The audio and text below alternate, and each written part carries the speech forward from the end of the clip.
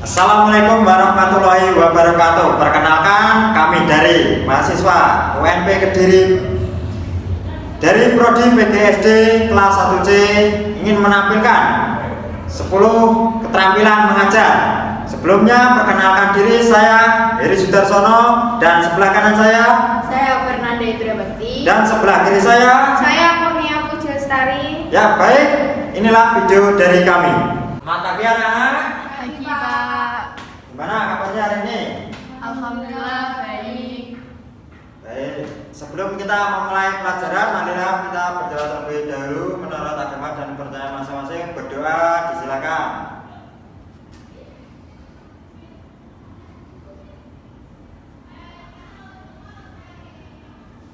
Berdoa selesai. Gimana kabarnya hari ini? Apakah baik-baik saja? Alhamdulillah. Sudah sarapan apa belum? Ya Pak. Nah, sebelum Bapak mulai pelajaran, Bapak akan melakukan presentasi terlebih dahulu.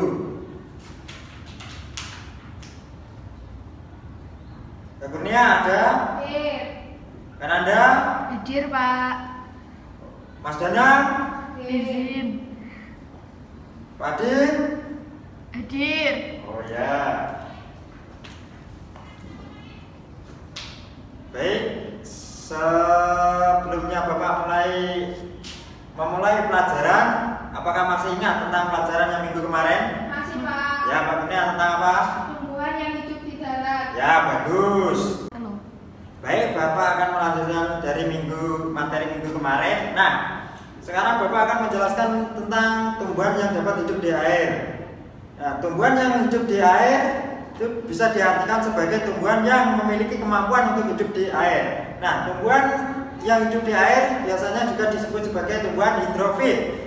Biasanya tumbuhan yang hidup di air memiliki ciri-ciri seperti daunnya lebar atau akarnya serabut. Nah, biasanya dari bagian akar-akarnya itu bisa berbentuk berongga. Mungkin dari kalian ada yang tahu tentang tumbuhan yang dapat hidup di air? Belum. Ya, Bapak akan memberikan salah satu contoh tumbuhan yang dapat hidup di air. Contohnya seperti enceng gondok. Nah, enceng gondok ini memiliki ciri-ciri seperti daunnya berbentuk oval. Nah, berbentuk oval itu seperti bahasa Jawanya mekrok lah, ya mekrok. Nah, biasanya tumbuhan enceng gondok ini daunnya tunggal atau satu. Nah, tinggi dari enceng gondok ini kurang lebihnya ada 1 meter. Nah, ini kan di sini ada terapung setengah di bawah air, nah setengah di atas air. Nah, biasanya tumbuhan enceng gondok ini memiliki akar yang serabut di bawahnya. Di bagian atasnya ini belum ada bunganya ya anak-anak. Tumbuhan enceng gondok ini memiliki bunga. Tadi kan sudah dijelaskan ya sama Pak Heri bahwa tumbuhan yang dapat hidup di air contohnya enceng gondok, dan ciri-cirinya terapung di permukaan air, bentuk daun mekrok, kayak misalnya oval, bentuk oval. Terus ukurannya sekitar 1-3 cm. Mengapung di air, habitatnya di perairan yang tenang seperti sungai, kolam, danau. Selanjutnya ibu akan membentuk 3 kelompok yang beranggota 5 anak. Tugasnya yaitu mencari contoh Selanjutnya ibu akan membagi 3 kelompok yang dimana setiap kelompok terdiri dari 5 anak. Tugasnya yaitu mencari contoh selain yang dijelaskan tadi dan beserta ciri-cirinya. Jawabannya ditulis di lembaran yang akan ibu berikan ya.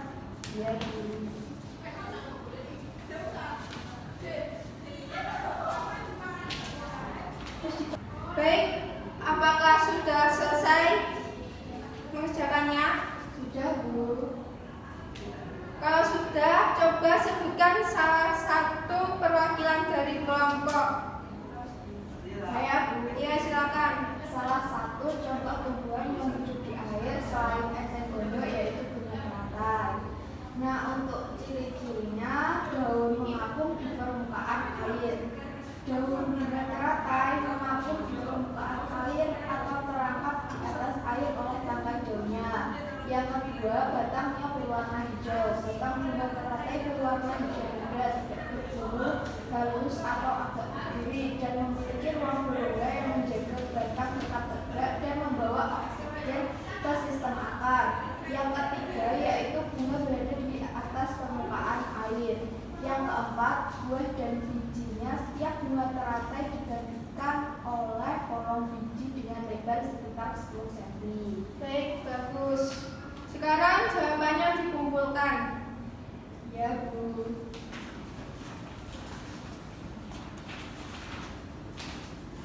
Ya. Baik, apakah sudah selesai mengerjakannya? Ya, Sudah, Bu. Bu. Kalau sudah, coba sebutkan salah satu perwakilan dari kelompok. Saya, Bu. Contoh tanaman yang dapat hidup di air selain tanaman eceng gondok yaitu bunga teratai. Tolong diam anak-anak, harap diam. Hargai yang menjawab. Silakan Mbak Nanda. Untuk ciri-ciri tanam bunga teratai sendiri yaitu satu, daunnya mengapung di permukaan air. Daun bunga teratai mengapung di permukaan air atau terangkat di atas oleh tangkai daunnya. Yang kedua, batangnya berwarna hijau. Batang bunga teratai berwarna hijau muda, tidak berbulu halus atau agak berduri, memiliki ruang berongga yang menjaga batang tetap tegak dan membawa oksigen ke sistem akar. Yang ketiga, bunga berada di atas permukaan air. Bunga teratai terangkat oleh batangnya sehingga berada di atas permukaan air. Sekarang jawabannya dikumpulkan. Diam anak-anak.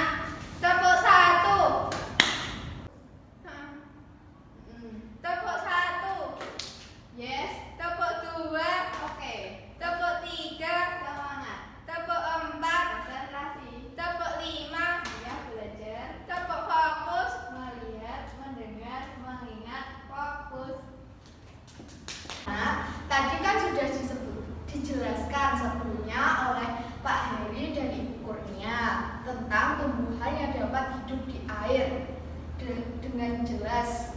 Nah, mungkin dari anak-anak ada yang masih ingin ditanyakan atau dibingungkan mengenai materi tadi. Saya Bu. Baik, Mbak Kurnia, bisa disebutkan pertanyaannya? Apakah bunga teratai bisa hidup di air yang asin atau di laut?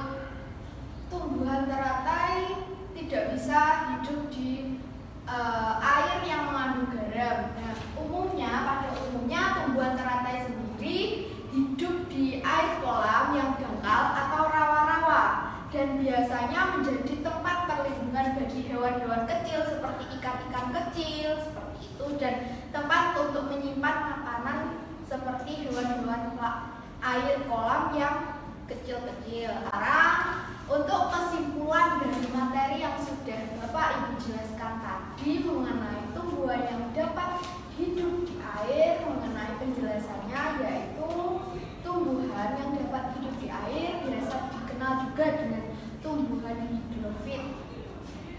Selain itu, tumbuhan yang dapat hidup di air telah menyesuaikan diri untuk hidup pada lingkungan perairan. Jadi tidak semua tumbuhan dapat hidup di perairan.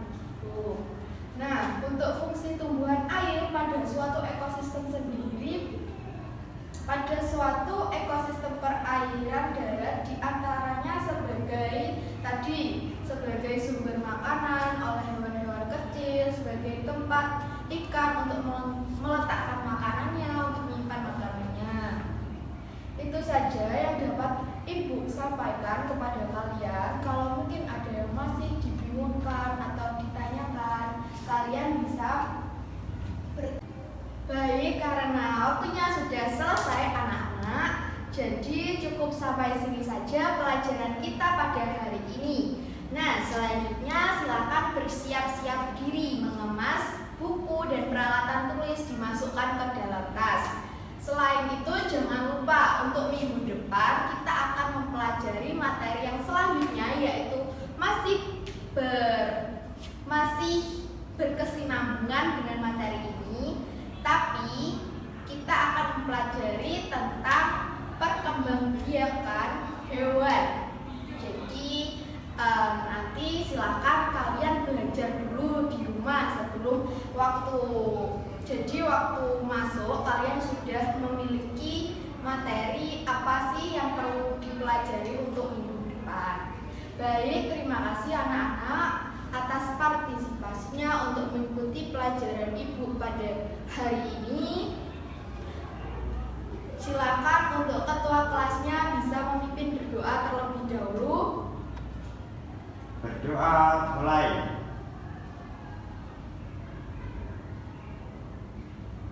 Doa selesai. Baik, alhamdulillahirrahmanirrahim, sudah selesai waktunya kita pulang. Assalamualaikum warahmatullahi wabarakatuh. Waalaikumsalam warahmatullahi wabarakatuh.